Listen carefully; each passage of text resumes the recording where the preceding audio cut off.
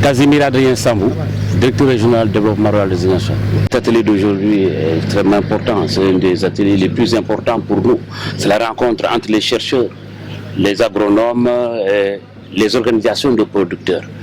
Vous savez, dans le contexte actuel, dans la politique de l'État, on veut la souveraineté alimentaire. Ça veut dire qu'il faut une agriculture performante. Pour avoir une agriculture performante, il faut une recherche performante. Et la rencontre d'aujourd'hui, c'est le partage des résultats de recherche. Ces résultats sont présentés aux développeurs et aux organisations en vue d'être utilisés. Ensuite, on va aussi, les organisations de producteurs vont remonter leurs besoins pour la demande de recherche. C'est comme ça qu'on peut atteindre les objectifs de souveraineté alimentaire. Parce que c'est ça la préoccupation des autorités, puisque les populations augmentent de manière exponentielle.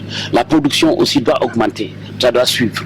Pour qu'elle puisse augmenter, il faut utiliser les technologies proposées par la recherche, donc l'ISRA, les universités. Donc c'est ça qui va nous permettre d'atteindre nos objectifs. Ces technologies qui sont proposées, ce sont des technologies qui sont techniquement réalisables, qui sont économiquement rentables et qui sont sociologiquement acceptables par nos populations. Donc, au finish, ce qui est recherché ici, c'est des technologies qui permettent d'avoir une agriculture productive. L'État met en place une stratégie pour répondre à toutes ces questions. Dans la stratégie de développement agricole du Sénégal, toutes ces questions sont prises en compte, y compris, mais cet atelier-là, c'est dans ce cadre-là.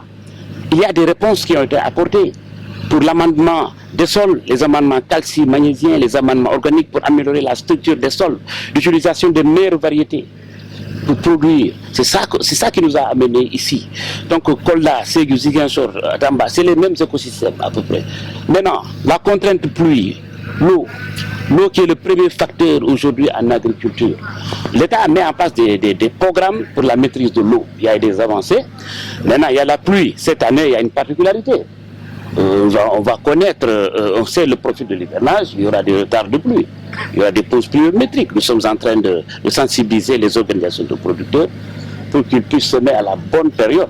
On aura de l'eau en août, septembre, octobre, mais il y aura des retards de pluie. On va éviter ce qu'on appelle des faux départs pour ne pas perdre les semences. Donc aujourd'hui, ça fait partie de cet atelier. Donc, gérer les questions liées au changement climatique. Gérer les questions liées au changement climatique. Le producteur a l'information climatique à travers les publications ANACIM et des services techniques. Donc nous travaillons ensemble pour pouvoir avoir une bonne campagne agricole. Je pense qu'on aura une bonne campagne agricole. Cet atelier s'inscrit dans ce cadre-là.